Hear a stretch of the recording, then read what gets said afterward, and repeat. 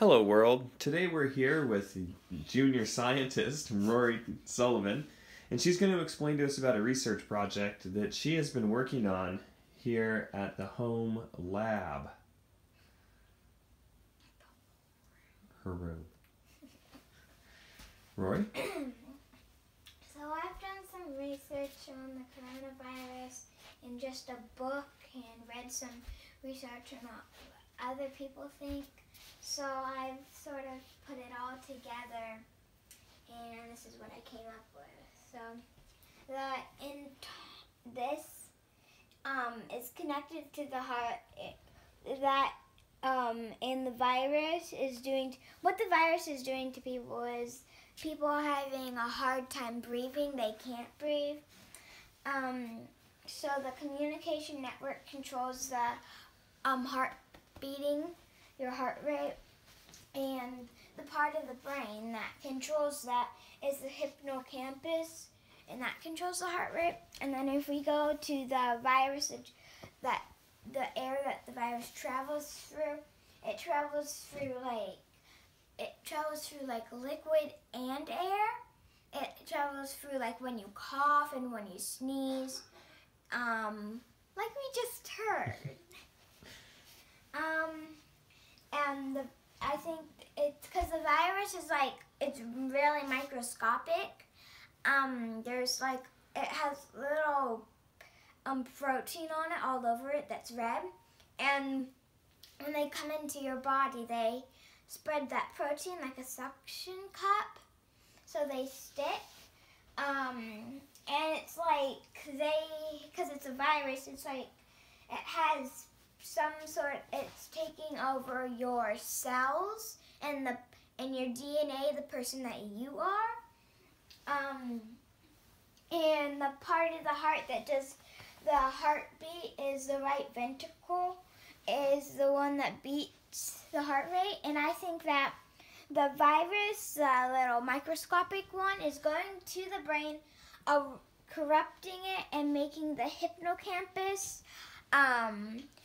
worry, so it signals a radio signal to the right ventricle, part of the heart rate, and the heart rate that the right ventricle is getting overwhelmed, so it's beating really fast, and it's beating really fast, and then all the blood and all the air in your body it's carrying the virus, the little microscopic one, through the body up to your trachea and your lung. And it's so I also went to minerals, and it says iron is easily magnetized and rusts quickly when combined with carbon dioxide and becomes steel. So the virus is the steel because it has those suction cups on them. After it goes through your cells and your DNA that becomes you, it becomes multiple after a while. When it becomes thousands and hundreds, it comes up here, and then it makes a big one that combines here, and that's why people aren't breathing. It's a big piece of steel is there, so people can't breathe.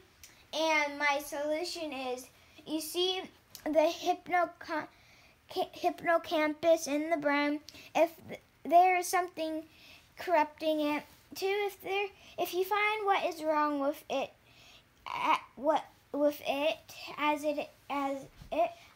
the hippocampus, you try to clear it out. Then you go to the heart and look at the right ventricle and see what is wrong, what is closing the breathing, the trachea. But it is a big risk. They take an so the trachea, to see what the virus is doing to close the trachea so it cannot take in oxygen.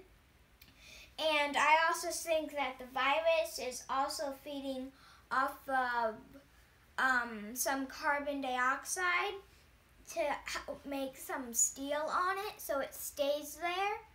Like it said with the iron in your with the iron in your body to make steel on it so it stays put. Which leads to the air that the virus travels through. So we have to find the main source, or like the bacteria, or like we would say as kids, poison, and disinfect it out of the brain and the heart. But it is a big risk. You would also have to try to very carefully, but that is the most big risk, to use something to get the virus out of the throat so people can breathe.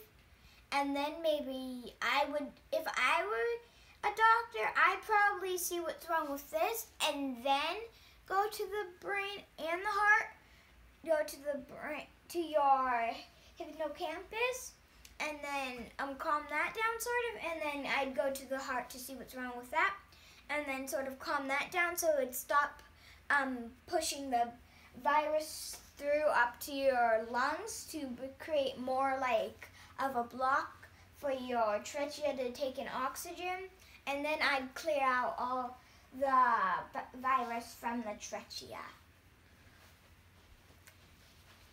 Thank you.